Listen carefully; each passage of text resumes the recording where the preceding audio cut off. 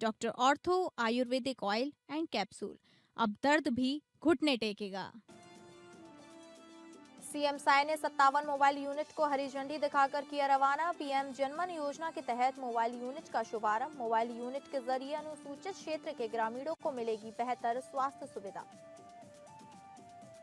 Retirement से महज 24 घंटे पहले तदाशा मिश्रा बनी झारखंड की पूर्णकालिक पहली महिला डीजीपी। गृह विभाग ने जारी की अधिसूचना।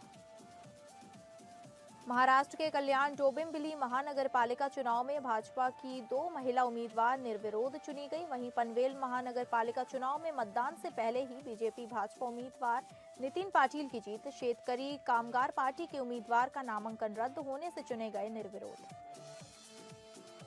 अमृतसर में डॉक्टर की रहस्यमय किडनैपिंग। डॉक्टर को जबरदस्ती कार में डालकर ले गए अपराधी। डॉक्टर के परिवार को गंभीर साजिश का शक।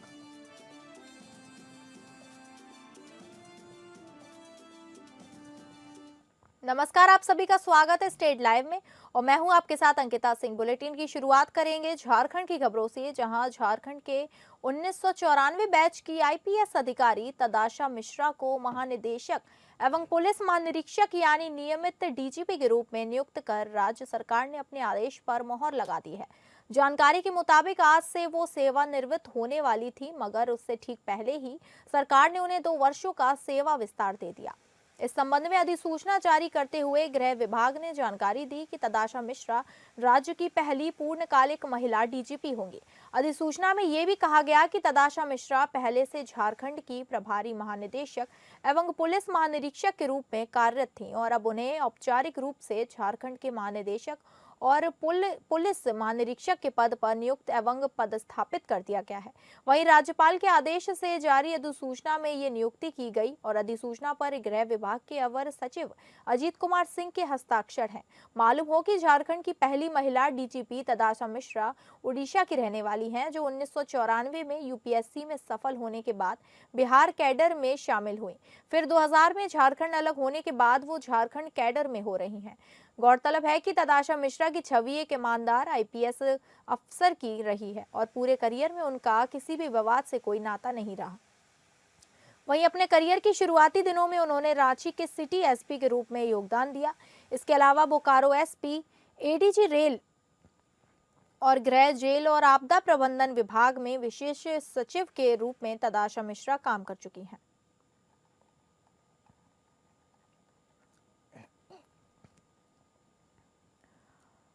झारखंड कांग्रेस के प्रदेश अध्यक्ष केशव महतो कमलेश की अध्यक्षता में कल रांची स्थित पार्टी के केंद्रीय कार्यालय में कांग्रेस अग्रणीय मोर्चा के पदाधिकारियों के साथ एक बैठक आयोजित हुई, जिनमें मनरेगा का नाम बदलने पर आगामी कार्यक्रम की रूपरेखा तैयार की गई। इस बैठक में मनरेगा ड्राफ्ट कमेटी में महत्वपूर्ण भूमिका निभाने वाले राष्ट्रीय सलाहकार परिषद के एक प्रमुख सदस्य जियाद रेज शामिल हुए। इसके साथ प्रदेश अध्यक्ष ने कई महत्वपूर्ण बातचीत की। इस दौरान प्रदेश कांग्रेस कमेटी के महासचिव सह मीडिया प्रभारी राकेश सिन्हा ने बताया कि बैठक में निर्णय लिया गया कि मनरेगा योजना खत्म किए जाने के विरोध में कांग्रेस आर पार की लड़ाई का संकल्प लेते हुए ये फैसला ले चुकी है कि आगामी 3 जनवरी 2026 को राज्य के तमाम जिला मुख्यालयों में संवाददाता सम्मेलन आहूत की जाएगी। उसके उपरांत 5 जनवरी को रांची बापू वाटिका मोरहाबादी से पदयात्रा करते हुए कांग्रेस के कार्यकर्ता और नेता लोक भवन पहुंचेंगे, जहां यह पदयात्रा एक सभा में तब्दील हो जाएगी। तो वहीं बैठक को संबोधित करते हुए प्रदेश अध्यक्ष ने कहा कि कांग्रेस हर कीमत पर मनरेगा की रक्षा करने की शपथ ली है, क्योंकि मनरेगा कोई योजना नहीं, भारत के संविधान से मिला काम का अधिकार है। ग्रामीण मजदूरों के सम्मान, रोजगार, मजदूरी समय पर भुगतान के लिए संघर्ष किया जाएगा। मनरेगा से महात्मा गांधी का नाम हटाना और मजदूर के अधिकार को खैरात में बदलने की हर साजिश का लोकतांत्रिक विरोध हर मोर्चे पर कांग्रेस करेगी। उन्होंने कहा कि मोदी सरकार देश के अरबपतियों का लाखों करोड़ रुपए माफ कर देती है और गरीबों को काम की गारंटी वाली योजना खत्म कर देती है।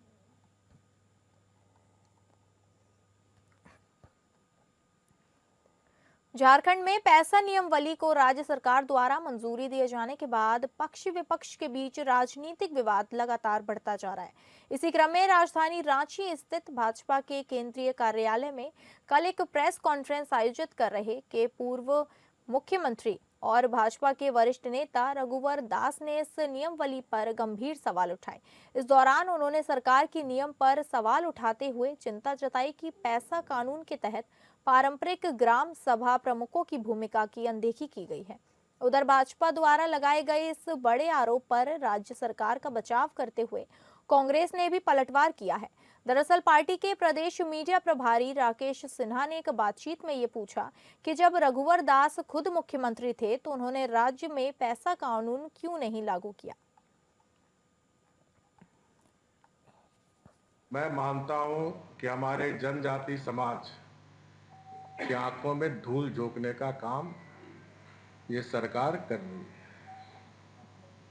अविलंब गजट के माध्यम से राज्य सरकार से मांग करता हूं कि अविलंब पेशा नियमावली कानून को गजट के माध्यम से सार्वजनिक करे। हमारी झारखंड की जनता, खासकर जनजाति समाज, वो स्पष्ट हो कि हमारी जो पेशा कानून 1996 के अनुसार परंपरा और रूढ़िवादी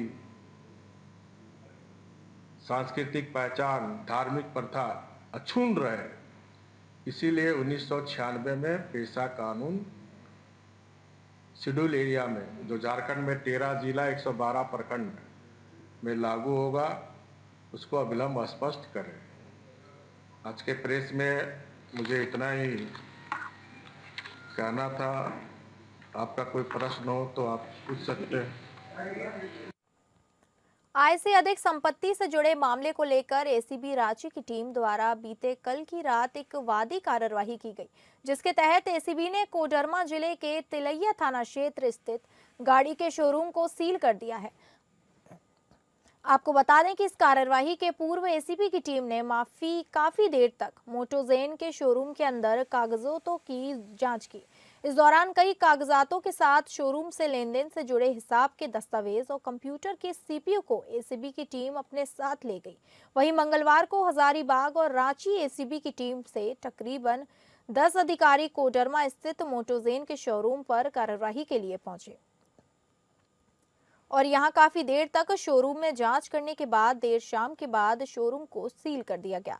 बता दें कि मंगलवार देर शाम एसीबी की टीम कार्रवाई के लिए कोडरमा रांची पटना रोड स्थित शगुन बैंकेट में संचालित गाड़ी के शोरूम पहुंची थी, जहां घंटों जांच के बाद एसीबी की टीम ने शोरूम को सील करने का कदम उठाया। इसके अलावा एसीबी के इंस्पेक्टर सुदामा राम ने इस कार्रवाई के संबंध में बताया कि नेक्सजेन ऑटोमोबाइल कारोबारी विनय सिंह की पत्नी सिगंदा, जो शोरूम संचालक हैं, उन्हीं के खिलाफ आय से अधिक संपत्ति का ये मामला है, जिसको लेकर ये कार्रवाई की जा रही है।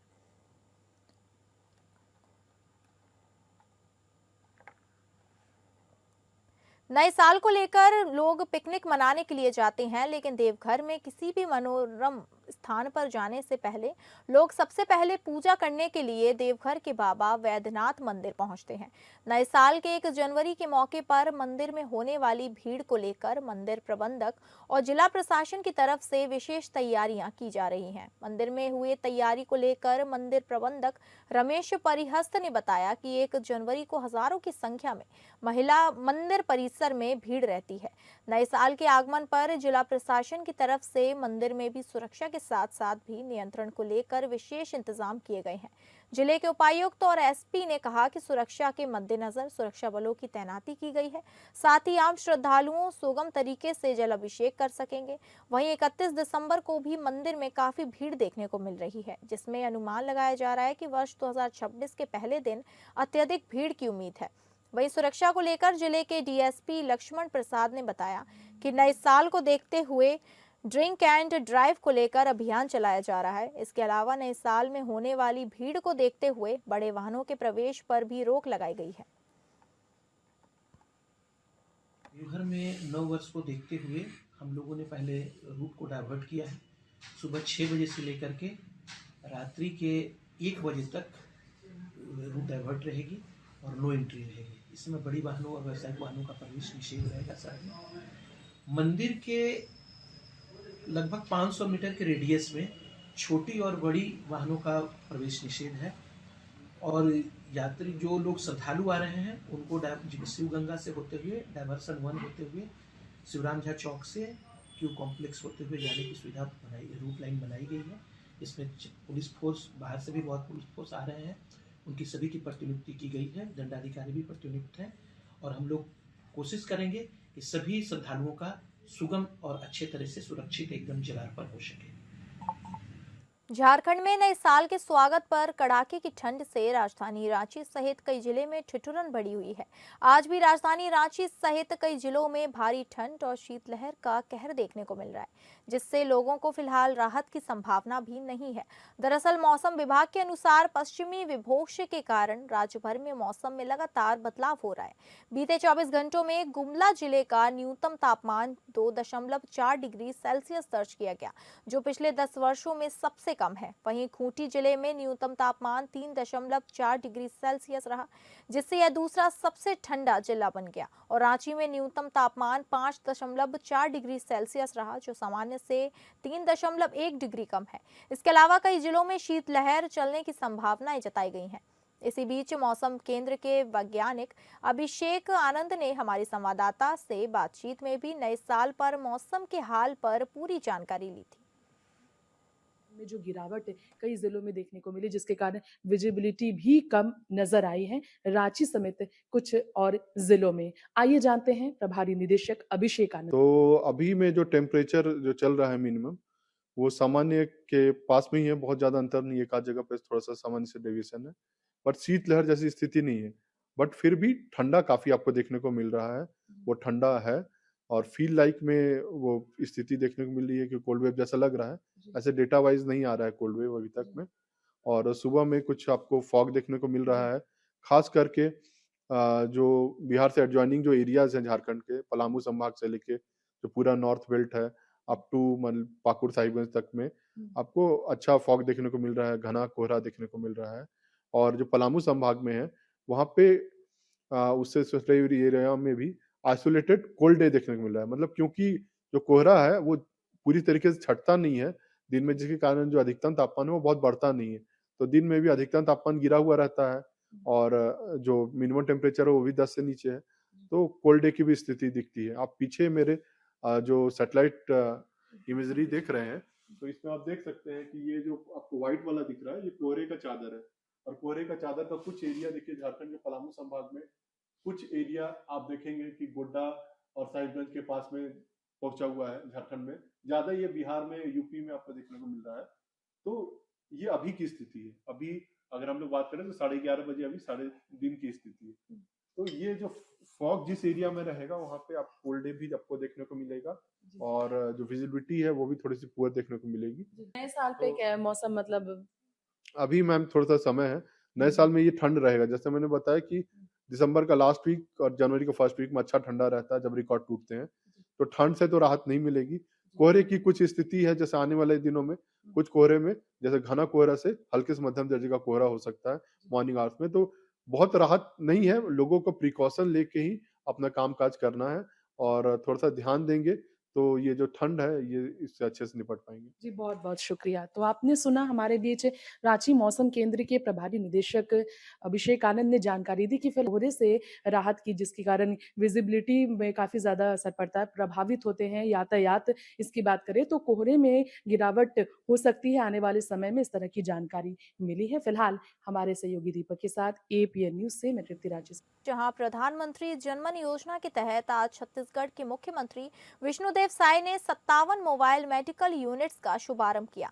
ये सभी मेडिकल यूनिट अनुसूचित क्षेत्रों के ग्रामीण क्षेत्रों में लोगों के बेहतर उपचार में मदद करेंगे।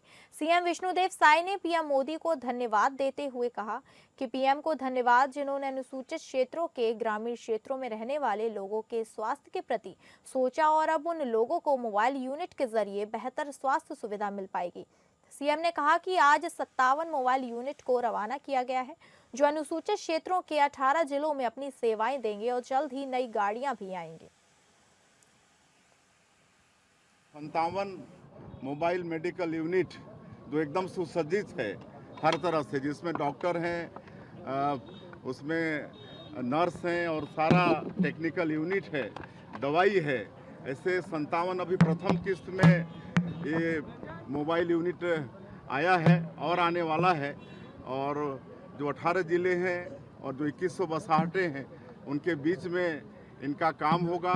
25 तरह के बीमारी का इलाज होगा, हर तरह की दवा उनको निःशुल्क दी जाएगी। तो बहुत बड़ा वरदान है। ऐसे अवसर में मैं सारे पीवीटीजी, विशेष पिछड़ी अनुसूचित जनजाति के लोगों को बहुत बहुत बधाई, शुभकामनाएं देता हूं। और इसके लिए हमारे देश के यशस्वी प्रधानमंत्री नरेंद्र मोदी जी का भी छत्तीसगढ़ की जनता की तरफ से बहुत बहुत धन्यवाद है और स्वास्थ्य विभाग को भी धन्यवाद देते हैं। भारतीय जनता पार्टी के राष्ट्रीय महामंत्री अरुण सिंह ने रायपुर प्रवास के दौरान भाजपा प्रदेश कार्यालय शोभाभाऊ ठाकरे परिसर स्थित स्मृति मंदिर पहुंचकर भारत रत्न पूर्व प्रधानमंत्री श्रद्धेय अटल बिहारी वाजपेयी को पुष्पांजलि अर्पित की। इस अवसर पर उन्होंने भाजपा के पितृ पुरुषों को नमन करते हुए उनके विचारों को राष्ट्र निर्माण की प्रेरणा बताया।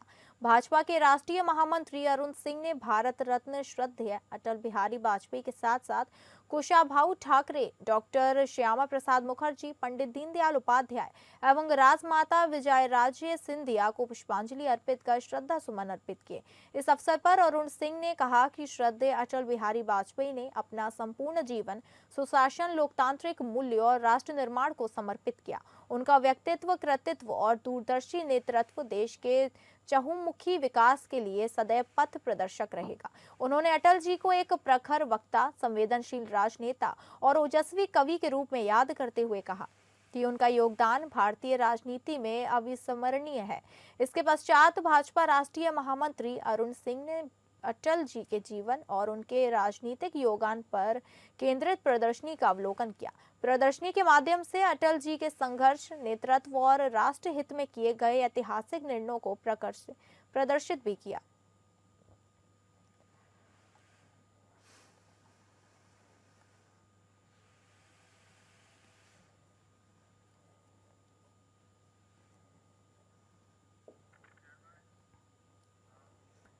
सूरजपुर में कांग्रेस के जिला स्तरीय कार्यकर्ता सम्मेलन का आयोजन किया गया, जिसमें छत्तीसगढ़ के पूर्व मुख्यमंत्री भूपेश बघेल शामिल हुए। सम्मेलन के दौरान मंच पर पूर्व खाद्य मंत्री अमरजीत भगत और पूर्व विधायक पारसनाथ राजवड़े सहित कई वरिष्ठ नेता मौजूद रहे। इस दौरान भूपेश बघेल ने राज्य सरकार पर जमकर निशाना साधा। कार्यकर्ता सम्मेलन को संबोधित करते हुए पूर्व मुख्यमंत्री भूपेश बघेल ने कहा कि वर्तमान सरकार किसानों के प्रति गंभीर नहीं है। उन्होंने आरोप लगाया कि किसानों के रकबे काटे जा रहे हैं, वन अधिकारी पट्टा धारकों से धान खरीदी नहीं की जा रही है और किसानों का भुगतान भी रोका गया है। टोकन मिलने पे हो रही परेशानियों का जिक्र करते हुए उन्होंने इसे सरकार की विफलता बताया।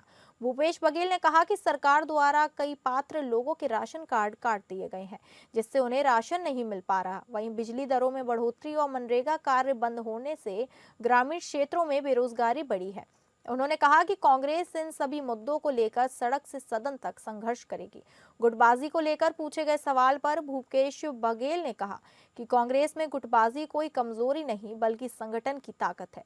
उन्होंने कहा कि कार्यकर्ताओं का किसी न किसी नेता से जुड़ा होना स्वाभाविक है और इससे पार्टी मजबूत होती है। धर्मांतरण को लेकर हुए विवाद पर उन्होंने कहा कि हर व्यक्ति को अपने घर वालों का अंतिम संस्कार अपने रीति रिवाज से करने का अधिकार है। इस मामले में सरकार को स्थिति स्पष्ट करनी चाहिए। वहीं गृह मंत्री विजय शर्मा पर निशाना साधते हुए उन्होंने कहा कि प्रदेश में कानून व्यवस्था बिगड़ रही है और अपराध दर लगातार बढ़ रहे हैं। किसी भी आदमी को, किसी भी परिवार के लोगों को अपने माता पिता के या रिश्तेदार के अपने रीति रिवाज के हिसाब से उसे क्रियाकर्म करने का अधिकार तो है कि सरकार उसको भी छीन लेगी। क्या सरकारी हाँ, तो ये मीडिया के माध्यम से ये बताया गया कि मतांतरण का मामला है, ये कांकेर में हुआ, उसके बाद तुरंत सिहावा में हो गया। तो यदि आप समस्या को उस दिशा में नहीं देखेंगे जो वास्तविक है और दूसरे दिशा से देखेंगे तो वो समस्या का हल होने वाला नहीं है। लोग तो मरेंगे ही, अब मरेंगे तो अपने रीति रिवाज से उसका कफन दफन करेंगे। कोई अंत्येष्टि करेगा, कोई कफन दफन करेगा, जिसकी जो रीति रिवाज है, और उस हिसाब से नहीं होगा तो विरोध होगा। तो ये ऐसे विषय है जो हमेशा लड़ाई झगड़ा होता रहेगा। सरकार को इस दिशा में कदम उठाना चाहिए। सरकार इस दिशा में क्या काम करे, इसको जवाब देना चाहिए। अब रुख करेंगे बिहार की खबरों की, जहां सहरसा जिले में भ्रष्टाचार के खिलाफ निगरानी विभाग ने एक बार फिर बड़ी कार्रवाई की है। सेल टैक्स कार्यालय में कार्यरत चतुर्वर्गीय कर्मी को 75,000 रुपए की रिश्वत लेते हुए रंगे हाथ गिरफ्तार किया गया। यह कार्रवाई सिमरी बख्तियारपुर थाना क्षेत्र के एक ढाबे पर की गई, जहां आरोपी रिश्वत की रकम लेने पहुंचा था। मामला सिमरी बख्तियारपुर निवासी टायर विक्रेता सिराजुल हुदा से जुड़ा है। पीड़िता का आरोप है कि उनके बैंक अकाउंट के सेटलमेंट के बदले 75,000 रुपए की मांग की गई थी। बताया जा रहा है कि सहरसा सेल टैक्स कार्यालय के संयुक्त आयुक्त प्रवीण कुमार के कहने पर चतुर्थ वर्गीय कर्मी शंकर कुमार द्वारा रिश्वत की राशि ली जा रही थी। सेटलमेंट कराने का आश्वासन देकर पूरी रकम तय की गई। इससे परेशान होकर टायर व्यवसायी सिराजुल हुदा ने निगरानी विभाग में लिखित शिकायत दर्ज कराई। शिकायत की जांच और सत्यापन के बाद निगरानी की टीम ने जाल बिछाया और आरोपी को घूस लेते ही धर दबोचा। इस कार्रवाई की पुष्टि करते हुए निगरानी विभाग के उपाधीक्षक पवन कुमार ने बताया कि आरोपी शंकर कुमार को 75,000 रुपए घूस लेते हुए गिरफ्तार किया गया। उन्होंने कहा कि मामले में संयुक्त आयुक्त प्रवीण कुमार की भूमिका भी की जांच की जा रही है। गिरफ्तार आरोपी को आगे की कार्यवाही के लिए भागलपुर निगरानी कोर्ट में पेश किया गया है।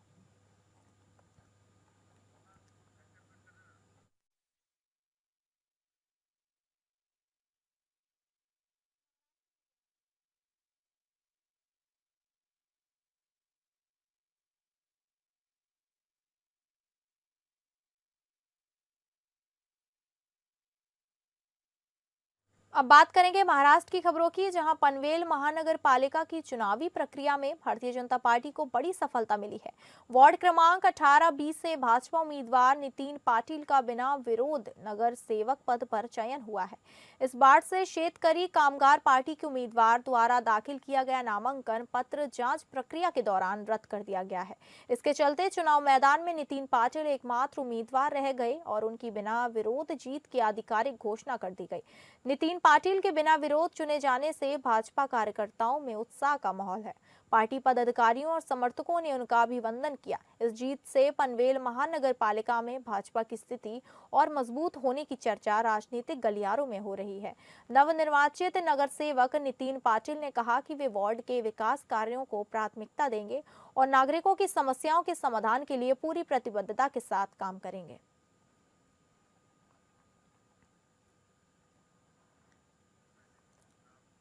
पालघर जिले के घोलवड पुलिस थाने में कार्यरत सहायक पुलिस निरीक्षक साहिब राव शिवाजी कचरे एसीबी के जाल में फंस गए हैं। एक मामले में गिरफ्तारी से बचने और नाम हटाने के लिए 50,000 रुपए की रिश्वत मांगने का आरोप है। शिकायत के बाद एसीबी ने सत्यापन करते हुए कचरे के खिलाफ भ्रष्टाचार निरोधक अधिनियम के तहत मामला दर्ज किया और आगे की जांच जारी की। आवश्यकता पड़ने पर गिरफ्तारी की जाएगी, ऐसी जानकारी एसीबी ठाणे के उप अधीक्षक शिवराज पाटिल ने दी है।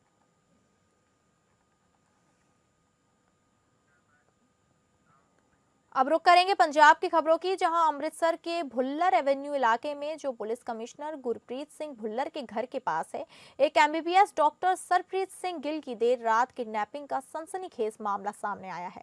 जानकारी के मुताबिक रात करीब 12 बजे कुछ अनजान लोग डॉक्टर को जबरदस्ती कार में डालकर अपने साथ ले गए। अभी तक ना तो डॉक्टर का कोई सुराग मिला, ना ही ये साफ हो पाया कि किडनैप करने वाला कौन था। किडनैप हुए डॉक्टर की पहचान डॉक्टर सरप्रीत सिंह गिल के तौर पर हुई। घटना का सीसीटीवी फुटेज भी सामने आया है, जिसमें साफ दिख रहा है कि 4 लोग एक सफेद कार में आए और डॉक्टर को जबरदस्ती ले गए। इस दौरान डॉक्टर मदद के लिए चिल्लाते रहे, लेकिन किसी ने उनकी मदद नहीं की। डॉक्टर सरप्रीत सिंह की कनाडा में रहने वाली बहन ने मीडिया में को बताया कि परिवार में कुछ समय से प्रॉपर्टी और पर्सनल झगड़े चल रहे थे। उन्होंने बताया कि पिछले साल डॉक्टर ने मां के नाम पर रजिस्टर्ड एक घर बेचा था, जिसे लेकर परिवार ने हाई कोर्ट में केस दर्ज किया था। 2 दिसंबर को कोर्ट का फैसला भी परिवार के पक्ष में आया। इसके बाद अचानक हॉस्पिटल से जुड़े कागजात को लेकर नगर निगम में शिकायत दर्ज कराई गई। परिवार का आरोप है कि इन्हीं झगड़ों के बीच सोमवार रात डॉक्टर को किडनैप कर लिया गया। डॉक्टर की बहन ने यह भी बताया कि जब सीसीटीवी फुटेज सामने आई तो पड़ोसियों ने कंफर्म किया कि किडनैपिंग में परिवार के एक सदस्य का बेटा और उसकी महिला दोस्त शामिल थे। आरोपियों ने बाद में दावा किया कि वे डॉक्टर को एक रिहैब सेंटर ले गए थे, लेकिन ना तो उस रिहैब सेंटर का नाम बताया और ना ही ये बताया कि डॉक्टर अभी कहाँ है। परिवार का कहना है कि उन्होंने पुलिस में शिकायत दर्ज कराई और हर मुमकिन जगह से मदद की अपील की, लेकिन अभी तक डॉक्टर का कोई पता नहीं चल सका। परिवार ने पुलिस प्रशासन और आम जनता से अपील की कि डॉक्टर सरप्रीत सिंह को जल्द से जल्द ढूंढा जाए। पुलिस फिलहाल मामले की जांच कर रही है, लेकिन शहर के पॉश इलाके में हुए इस अपहरण से कानून व्यवस्था पर गंभीर सवाल खड़े कर दिए हैं।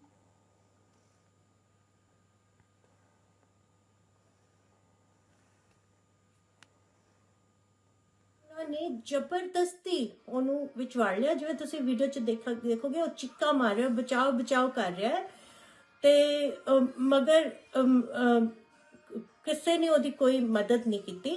ਉਸ ਤੋਂ ਬਾਅਦ ਜਦੋਂ ਅਗਲੇ ਦਿਨ ਮੈਂ ਸਾਰਾ ਦਿਨ ਉਹਨੂੰ ਕਾਲ ਕਰੀ ਗਈ, ਫਿਰ ਸਾਡੇ ਹਸਪੀਟਲ 'ਚੋਂ ਬੱਚੇ ਜਿਹੜੇ ਸੀਗੇ ਜਿਹੜੇ ਉੱਥੇ ਉਹਦੇ ਨਾਲ ਕੰਮ ਕਰਦੇ ਆ, ਉਹ ਅਗਲੇ ਦਿਨ ਘਰ ਜਾ ਕੇ ਜਦੋਂ ਉਹਨਾਂ ਨੇ ਦੇਖਿਆ ਤੇ ਕਿਸੇ ਨੇ ਉਹਨਾਂ ਨੂੰ सीसीटीवी दिखाई ਤੇ सीसीटीवी ਦੇ ਵਿੱਚ ਇਹ फुटेज निकली। तो फिलहाल स्टेट लाइव में बस इतना ही। नमस्कार।